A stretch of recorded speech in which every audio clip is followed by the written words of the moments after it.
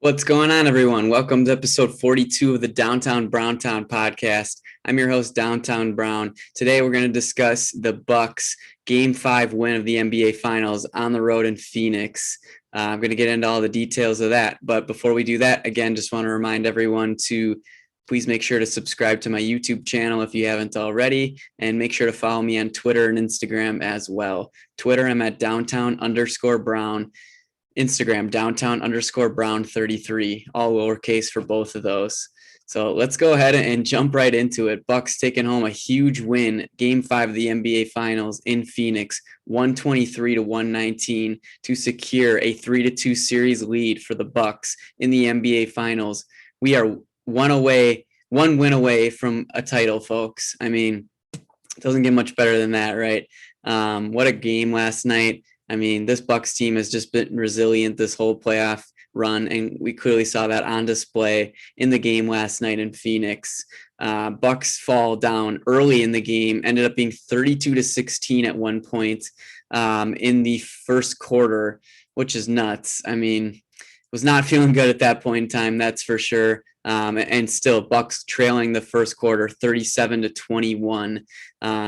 Just came out sluggish. You know, Phoenix was making a lot of shots, sloppy play by the Bucks, turnovers, just couldn't make a lot of shots, and the Suns really came out buzzing. That crowd was electric, and clearly they came out strong in that game. But Bucks quickly are able to rally in the second quarter.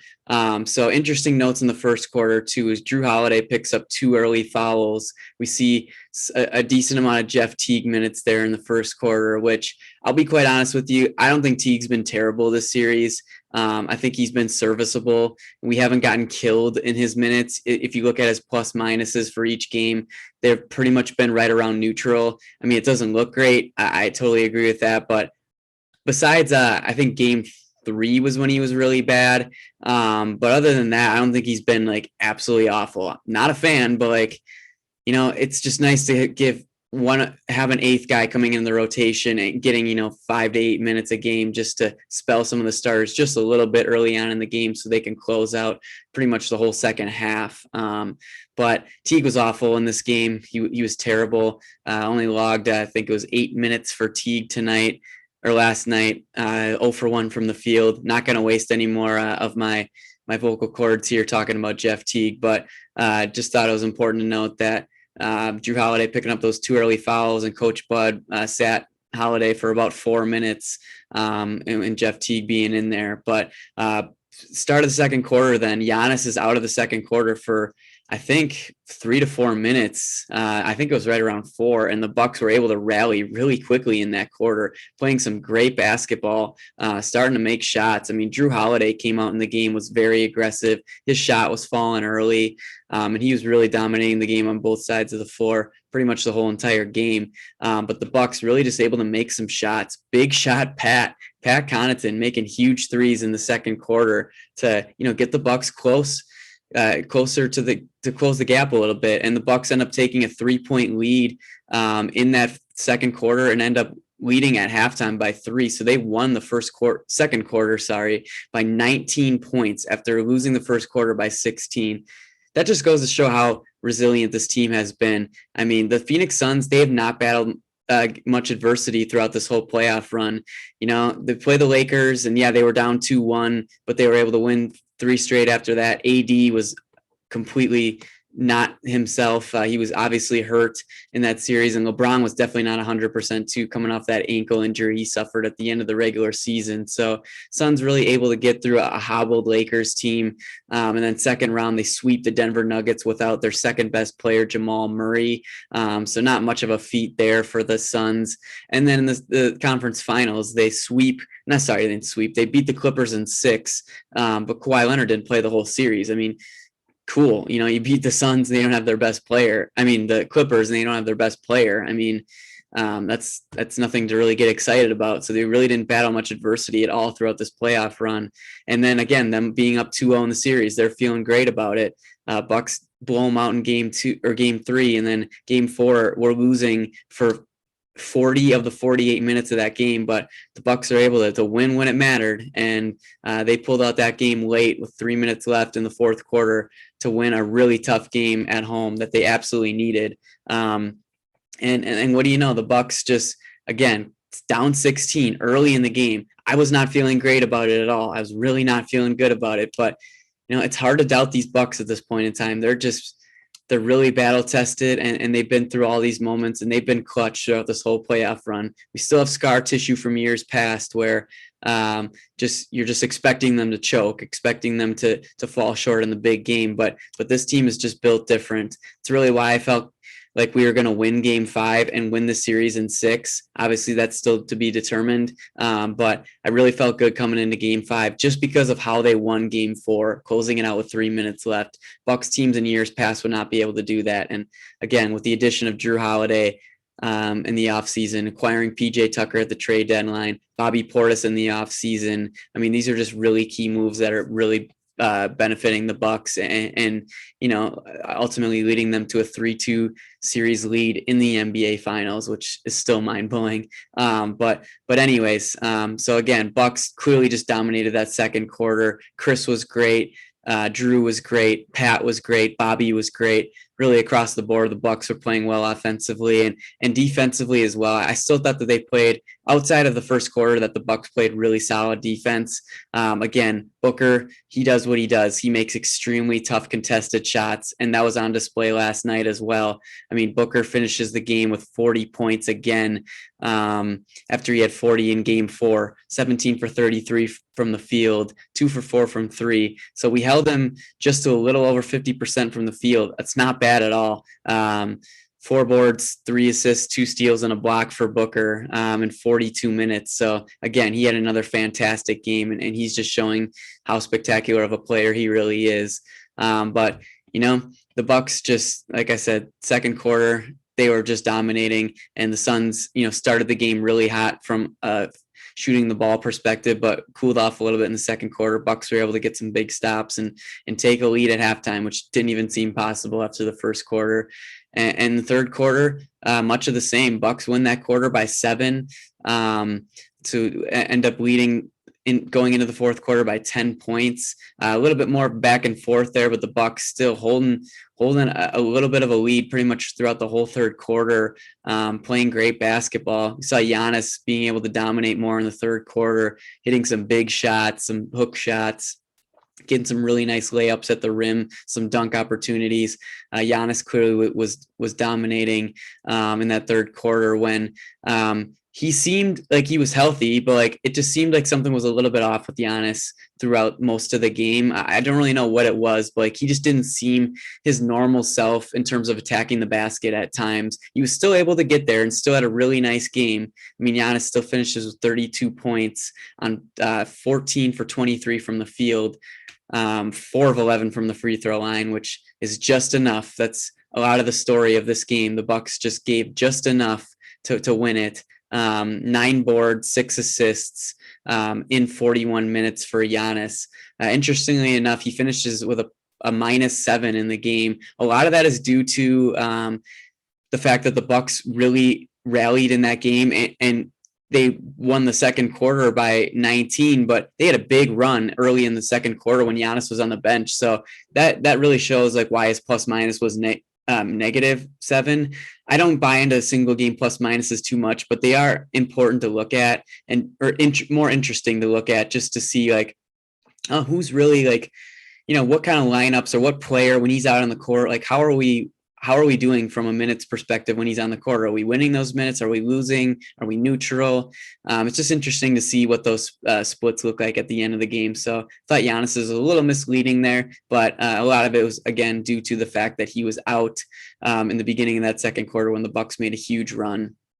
So again, third quarter really looking good for the Bucks, and the fourth quarter was great for a lot of the time too. I think the Bucks were up 108-94 at one point of the game. They did have a 16-point lead at one time.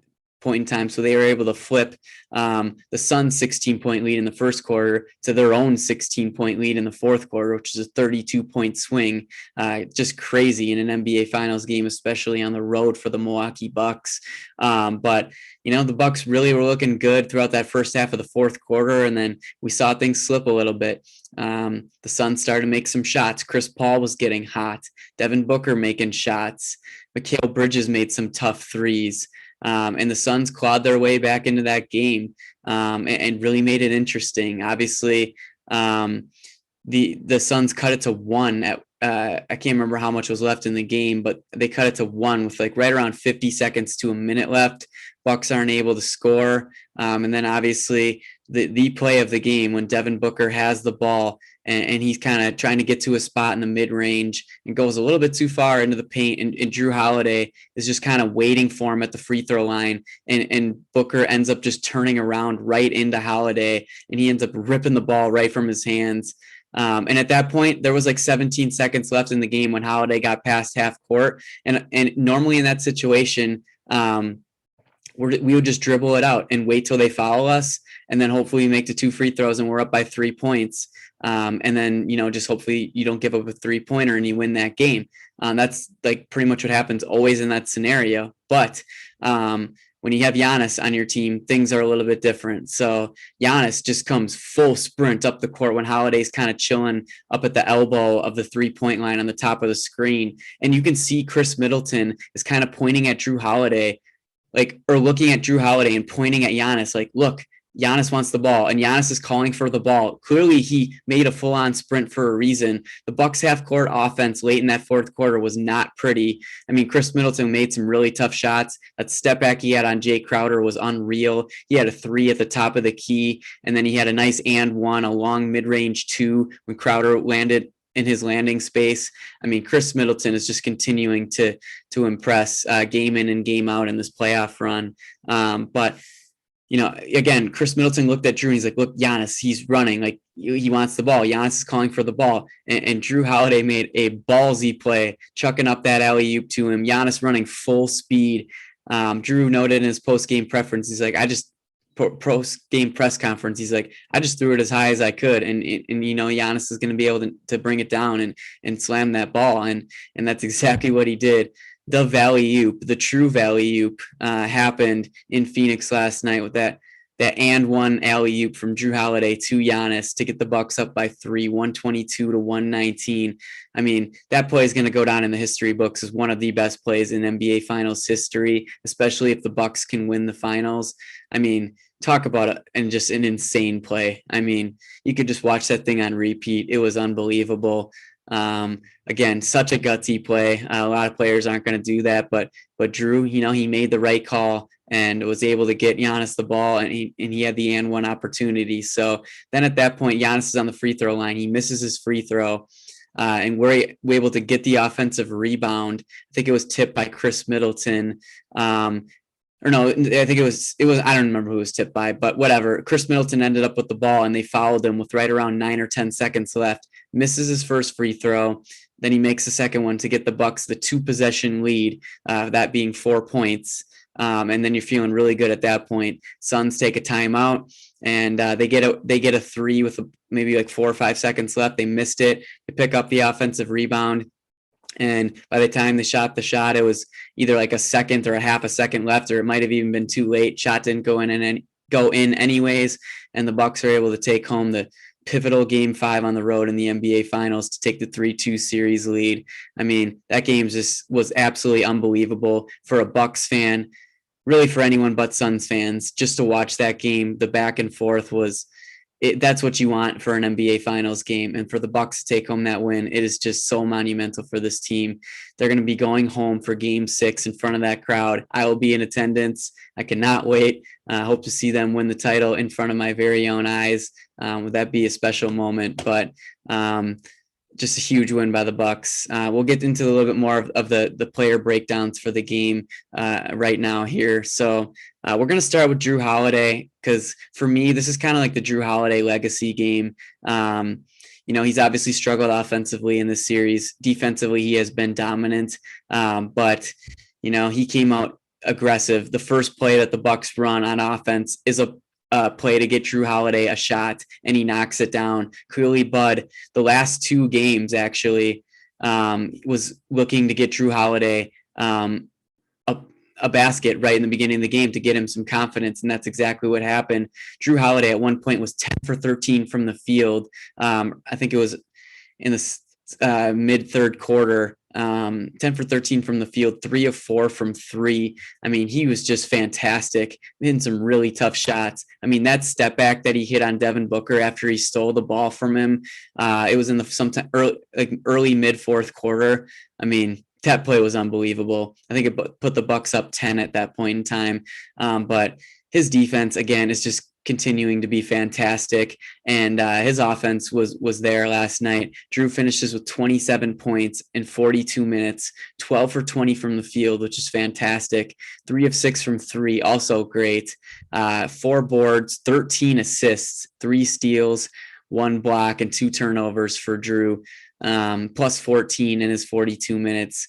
I mean, clearly I think he was the best Bucks player on the court last night. I mean, obviously Giannis had the more points, but I really think that Jrue Holiday was the best Buck on the court last night. And without him, without that steal, I don't know if the Bucks are able to win that game. Booker, you could just see him trying to get to his mid-range spot, and when he gets there, oftentimes he's going to make that shot. And Jrue Holiday just read the play perfectly. They knew that the Suns were going to be looking to have Devin Booker take that last shot. So, obviously Jrue helped and left someone else wide open, and he was perfectly comfortable with that because he just did not want to give Devin Booker an opportunity to hit a mid-range shot, because we've seen him hit double team contested shots, ridiculous fadeaways, you name it. I mean, Booker has been fantastic this series outside of his stinker in game 3 in Milwaukee, but I mean, clearly they knew he was the guy to take the shot, and Jrue just was in the right place at the right time. He turns around right into him and rips the ball out of his hands. I mean, that was just exhilarating,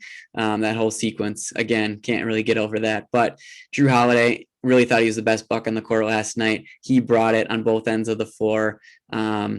Just his defense is so freaking good. And whenever he can score points like that on offense, it's going to be really hard to beat this Bucks team.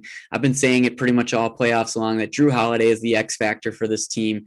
At times, I feel like it is Chris Middleton, but I count on Chris more offensively. I think he's more consistent than Jrue.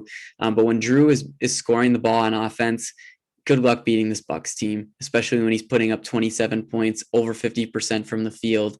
I mean, again, this is a legacy game for Jrue Holiday, especially if we win this title here. And it was just awesome to witness that. We'll go to Giannis next. Again, I thought Giannis, he played well. I mean, still, again, 32 points. I mentioned his stats earlier on. It just seemed like he was a little bit not hesitant, but he just seemed a little bit off on offense at times. He was trying to take over towards the end of that fourth quarter. I didn't love his shot selection at all. He took a 3, not late in the fourth quarter, but at one point when really it didn't make sense. He took one of those fadeaway jump shots, which I didn't love. He did knock 1 or 2 of those down earlier, so it's like, okay, I get it to some degree, but late in the fourth quarter, you got to be getting more efficient looks, and that's not what you want to see in crunch time, especially when the Suns are making a run. But again, Giannis still is able to impact the game in so many ways. His defense was great. I mean, again, that alley-oop was just, we ended the last 2 games of the NBA Finals, Game 4 and Game 5, with just iconic plays from Giannis. We had the sun block, as what's everyone's calling it. Sorry, at the end of Game 4 when he blocked the alley-oop from DeAndre Ayton, and then the valley oop in Game 5 of the Finals, the last play to secure the win for the Bucks there, when Jrue Holiday gave him the alley-oop pass after the steal from Devin Booker. So, I mean, Giannis is just really putting his stamp on this NBA Finals. He's continuing to break records and just dominate on both sides of the floor. It's just awesome to witness Giannis with the Bucks and just having so much NBA Finals success. But again, I thought Giannis played well. Obviously, the free throw line was an interesting part there. Got to touch on the money counting guy, money counting fan for the Suns. I mean, that guy's a loser. First off, why would you do that? I don't even know what to say about that. I mean, I hope that guy I don't hope, but that guy easily could have got jumped after that game because anyone's seeing him in the crowd, and he might have been on the Jumbotron at that game even, but he was on TV a lot showing him count $100 bills and they looked real. I mean, dude, like, get a grip, man. Like, what are you doing? Like he might not have even like going in, like he had to have like think of that before the game, like, oh, I'm gonna do something like this, and like, but he might not have realized like, oh, this might get me on TV or this might get me on the Jumbotron. And it's like, dude, like you're just asking to get jumped at this point when you got 10 to 12 $100 bills. I don't know how many exactly that he had, but I mean, that guy is, talk about a loser. I mean, there's some great memes out there with that dude. Props to him. That was some good comedy, especially after we won the game there. Just had to mention that. But again, Giannis from the free throw line was not great at all. 4 for 11 is terrible. But again, it was just enough in this game. It was just enough to get the Bucks past the Suns and win this game on the road. So we just did enough, and clearly that's the case with Giannis's free throws. Let's touch on Chris Middleton next. Another great game from Chris, really on both sides of the floor. 29 points for Chris within 44 minutes. 12 for 23 from the field, 3 of 8 from 3, 2 for 3 from the free throw line, 7 boards, 5 assists, and four turnovers for Chris. Again, late in that fourth quarter, him and Devin Booker were exchanging shots, and it was just awesome to witness that. Chris, again, that step back 3 that he hit on Jay Crowder, the and one on Jay Crowder when he landed on Chris's foot. I mean, he just made some ridiculously tough shots in that fourth quarter that it's just like, it's unbelievable to see him do this game in and game out. We know that he has the potential to do it. Obviously, the thing with Chris Middleton is he's been very inconsistent throughout his whole career, but he is really just cementing himself as one of the best players in the league in the way that he's playing in this finals, especially offensively. I thought he played really well on the defensive end as well this game, just making things tough on Devin Booker when he was matched up on him. If he's on Chris Paul, Bridges, Crowder, I think he's really playing some good defense, and that's getting overlooked after he really struggled on D in games 1 and 2 of the series. But anyways, Chris is just coming through when we need him most. And that's exactly what you need in a Robin, your number 2 on a championship level team. And Chris is clearly proving that he is capable of being a number 2 on a championship team. And when a lot of people doubted him, including myself, always been a Chris Middleton fan, but I never was quite sure if he was going to be a true number 2 star on a championship team. But clearly he is capable of that. And we are seeing that in the series. Just got to get one more to cement it. Really, it doesn't change if we would lose the series. But anyways, not going to even echo that. But Chris Middleton was fantastic when we needed him most in that fourth quarter. He came through, hit some big threes. 3 of 8 from 3 isn't bad. 12 for 22 from the field is over 50%. Excellent from Chris. And I just thought he was excellent down the stretch when we needed him most. So that's really what stuck out to me with Chris Middleton, specifically those 2 shots that I've mentioned a few times already. We're going to touch on a non-starter next, but I think the guy who made the most impact outside of the big 3, which is my boy Pat Connaughton. He was fantastic last night. 14 points for Pat in 33 minutes, 4 of 6 from the field. All of those were 3-pointers, made both of his free throws, and he had 6 boards, and that was it. Plus 10 for Pat Connaughton in his 33 minutes. The Bucks won those minutes by 10. That's what the plus minus means. So plus 10 means we won his minutes by 10, just for further clarification there. But anyways, so Pat Connaughton, big shot Pat, as I've been calling him throughout this playoff run. He has just hit some big shots and just coming through with just winning plays. That's what Pat Connaughton does. He is a really solid role player and a role player that is very significant to a championship team. And he's obviously proving that, similar to like a J.R. Smith when the Cavs won the title in 2016. Drew, not that they're like having a similar like ways of impacting the game, but just how they're impacting the game in general. The impact of that is really where that comparison kind of comes from. But, Pat Connaughton was just spectacular. Interesting enough to note too, he had 2 free throws. I think it was in the fourth quarter of the game. He made both of them, and he has not shot a free throw in any of the NBA finals up until that point. Those are these only 2 free throws in this series, which I think is really interesting to point out just because he's cold. Like, he hasn't shot a free throw. The fans are nuts on the road. Like, it's really tough to step up in that moment and those pressure situations and hit those free throws. I mean, Chris Middleton missed his first one to seal out the game there at the end. And Chris is our best free throw shooter. Clearly the nerves probably got to him a little bit. Luckily he was able to knock down the second one, but anyways, I mean, Pat Connaughton just be able to drill those free throws, hit some huge threes when we really needed them. I thought some of his most important threes were in that second quarter and third quarter when the Bucks were really trying to come back in the second quarter and hold that lead in the third quarter. He was just spectacular last night, and he is just proving to be such an important role player for this team, especially since we've been needing to go small with Giannis at the center when Brook Lopez with Brook Lopez on the bench, because he has had a tough time in the series. But again, can't echo enough how great Pat Connaughton has been. 6 boards for him again is fantastic. He picked up some huge ones late in the game. His hustle plays are just, winning plays on a championship team, and he has just been fantastic. I'm so happy to see it because I've been a supporter of him all year when so many people were ripping on him. This isn't about me, but I love Pat Connaughton. I'm happy to see him play well. One more win, and he's going to have a valid case to even have his jersey retired in the rafters someday. The Eurostep podcast, which I listen to every single episode, Big Bucks podcast, shout out to those guys. They do a great job. But Ty Windish is the one of the hosts of the Eurostep podcast, and he made that bold take after Game 7 in the Nets series that if the Bucks win a championship, Pat Connaughton's jersey should be retired in the rafters, and I am all about it. I'm all for it. I think it absolutely should be with the impact that he's made. But again, Pat Connaughton, what a game for him. One more. Let's go.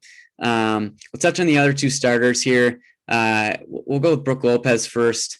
9 points for Brook in 29 minutes, 4 for 6 from the field, 1 for 2 from 3, 6 boards and 3 turnovers. And they won Brook Lopez's minutes by 10. So plus 10 on the plus minus line for Brook, which is surprising because I thought he was really getting killed, especially in that fourth quarter defensively. They were hunting him. Booker was looking to get him switched onto him and hitting some tough shots like we saw in Game 1 of that series specifically. But Brook played solid. 29 minutes was a lot for him. His minutes were decreasing. I think he only played 19 in Game 4. So for him to log 29 was pretty impressive, especially that the Bucks won those minutes by 10. And I thought that Brook played a pretty solid game. Again, really efficiently from the field, 4 for 6. Was able to knock down a 3 and only took 2 of them, so that's great. He has struggled from the 3-point line in the NBA Finals, but I think Brook just, was solid, didn't stick out too much. Made some nice shots and was just able to be reliable. 6 boards for him in 29 minutes is not bad at all. He usually doesn't log a lot of rebounds. A lot of the other guys, Giannis, Middleton, Drew, Pat Connaughton are usually the ones getting boards, Bobby Portis as well. So again, nice game from Brook. Nice to see him log some more minutes and be able to give some of the other guys a little bit more rest. And I thought he was solid. PJ Tucker, last starter here. 3 points for him in 24 minutes, 1 for 2 from the field, hit his only 3-pointer, 1 board, 1 assist, 1 steal, and 1 turnover for Tucker. Didn't stick out too much. I mean, that 3 that he hit was nice. I love to see PJ hit those corner threes. It always makes me happy. But again, he played pretty well. He got a really bad whistle. He's gotten a bad whistle ever since he's joined the Milwaukee Bucks. The refs just call all these ticky-tack fouls when he's the primary defender or just around the ball in general. And I think he just gets a really bad whistle. 5 fouls for him. Just couldn't catch a break from the refs. It's been consistent throughout the whole playoffs, really through the regular season as well, as I mentioned earlier. And again, not much of an impact, like in terms of just key plays and stuff from him. He still plays very solid D. He was the one guarding Booker on that last play. and then until Drew Holiday came in and stole it from him. But, PJ just plays a valuable role on this team, and that's just make things hard for Booker, for Chris Paul, for whoever he's guarding defensively. And he's great at doing that, and maybe knock down a shot or two, and that's all you can ask for him. Low rebounding game for him. He's been logging right around 5 to 6 rebounds a game, it feels like. Some really big offensive rebounds as well, but didn't have a single offensive rebound in the game. 24 minutes for him is definitely on the lighter end. He's been around mid-30s throughout the series and really throughout the whole playoffs. So PJ Tucker, he's just a valuable role player that we desperately need. He's been a huge key for the Bucks in terms of just having that defensive mentality, that dog mentality in the playoffs when we've been soft in years past. So PJ Tucker, a lot of intangibles with him, and just the defense is what we need from him, and he provided that pretty well. So solid game for him. Let's touch on Bobby Portis next. 19 minutes for Bobby. He gets 9 points, 3 for 6 from the field, 2 of 4 from 3. Hits his only free throw, 3 boards, 2 steals. And we win Bobby Portis' 19 minutes by 7. So +7 for Bobby, which is huge. Again, because he has played well in this series, but there have been times where he's been getting cooked defensively and been somewhat of a liability. But again, for us to win Brook Lopez's and Bobby Portis' minutes by 10 and 7, respectively, is really impressive, and it's huge for the Bucks to be able to win this series. We're going to need our bigs other than Giannis, to be able to be serviceable and win those minutes, and that was the case last night.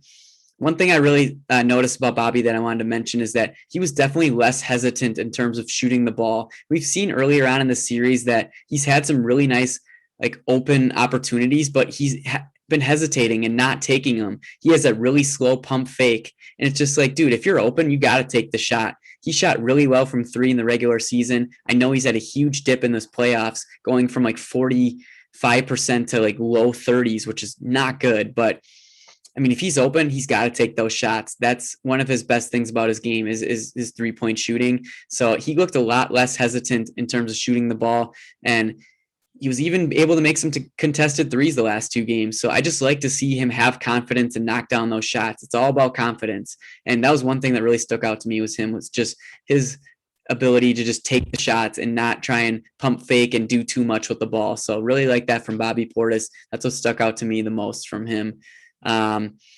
Talked about Jeff Teague enough, not going to waste any more energy on that. So that's really my roster rundown for the Bucks here. Just kind of collectively some things about the Bucks team that I want to talk about. One really nice adjustment that Bud made, I think it was second, third quarter of the game, was he had Drew Holiday has been guarding Chris Paul in the series since game 1 because he cooked us in game 1, and Drew Holiday has pretty much shut him down the rest of the series. But during the mid-second to third quarter, something like that, Bud adjusted and put Drew Holiday on Devin Booker because he's just been roasting us the last 2 games. And I love that adjustment. Shout out to Coach Bud in general. He has coached a hell of a series. I think he's easily outcoached Monty Williams in this whole series. And Bud usually is known for not making adjustments, but he's making a lot of adjustments in this series and really all playoffs long.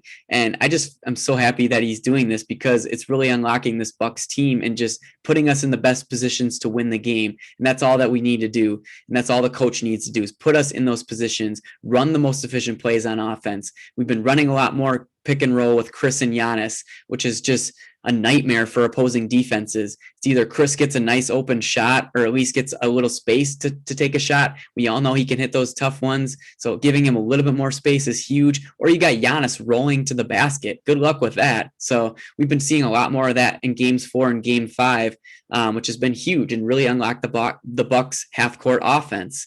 And again, that adjustment to put Drew Holiday on Devin Booker. Devin Booker shot, I think it was 1 for 5 or 1 for 6 when Drew Holiday was guarding him. Clearly Drew is just the best defender in the series, one of the best in the league. And if Booker's just killing you got to at least make it a little more tough on him. I think Tucker's done a fairly good job, but it's a little bit harder of a matchup for Tucker than even like a Kevin Durant. Booker's just really, really freaking good. Not as good as Kevin Durant, but I think it's just a harder matchup for him. But anyways, that was a great adjustment by Bud. And I just think that His rotations have been a lot better. I still don't love when we have 2 to 3 bench guys out there at a time, but still, his rotations have been a lot better. Still not great, or maybe not, still not amazing. There's still some things I don't like about him, but he's making key adjustments. He's really just coaching the game well and putting the Bucks in the best position to win, and which is all you need. So shout out to Coach Bud. I really like that adjustment for them. Talk about rebounding a little bit. I don't think that we didn't have as much of a rebounding advantage as we did in game 4. The Bucks out rebounded the Suns by 2 rebounds, but we did get 11 offensive rebounds as opposed to 8. Again, that just goes to show the Bucks are a bigger team. They've been able to dominate the offensive glass, especially in game 4. It was 17-5 in terms of offensive rebounds, which again just gives us so many more opportunities for baskets, and those second chance opportunities are a lot more efficient. But again, that was another little thing with the Bucks that helped them in this game. Looking at the turnovers, Bucks 11 turnovers and Suns 8. That was a big change from game 4. I think it was again 17-5. I thought that it was going to regress more to the mean in terms of, being a lot closer of a turnover margin, and the Suns won that. So I was definitely right there. But again, turnovers are a little bit more variable. They're harder to predict. Usually it's a lot closer. But again, for the Bucks able to win this game, having 3 more turnovers, and the most important thing to note here is the Suns shot 68% from 3, 13 for 19. That's unbelievable. That's so good. 40% is a good benchmark. 68% is ridiculous. And for the fact that the Bucks won this game when they shot 68% from 3 is unheard of. It really is. I mean, the Bucks shot really well from 3 themselves, 14 for 28, 50%. That's great. But 13 for 19, that is so efficient. It's so crazy that we were able to win the game with those shooting splits. And even the Phoenix Suns shot 55% from the field. The Bucks shoot 57% from the field. The Suns were 90% from the free throw line, 10 for 11. Bucks 9 for 17, 52%. Awful. But again, I don't think the refs played too much of a role in this game. Definitely some bad calls. It's going to happen. They've just been terrible all playoffs long. Feels like they're not on the Bucks side most of the time. But whatever, I'm not going to get down that rabbit hole. Bucks are still able to overcome some bad calls. Didn't think it was egregious this game. It was definitely worse in game 4 and 3 when we won both of those. But anyways, just crazy that the Bucks were able to win this game when they shot 68% from 3. It's just amazing. But again, Coach Budenholzer making some key adjustments, and the Bucks just playing great basketball is really throughout. Besides the first quarter, I mean, what a win for this team! Being able to go home up 3-2 in the finals with a chance to close it out in front of the fans is just going to be. It's going to be something else. That crowd is going to be buzzing. I will be screaming the whole entire game. I cannot wait for it. Just hope they can close it out. I'm confident that they will, but this is certainly not over yet. There's lots of basketball to be played here. The Bucks got to come out aggressive and win this game. The Suns are going to play desperate. They're down 3-2. They want to push it back to a game 7 in Phoenix, and they're going to give it their all. And clearly, the Bucks are going to have to be ready. They can't come out flat and play flat the whole game and expect to win it. They've got to earn it, and I think that they will, but it's certainly not over. The Bucks they got a lot of work to do here, and it's going to be tough to lose in front of that home crowd. I think the Bucks are going to pull this one out in game 6. Bucks in 6, cementing the Bucks in 6.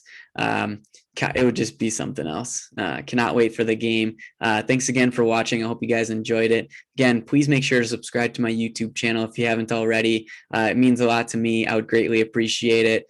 So I hope you guys enjoyed this one, and go Bucks.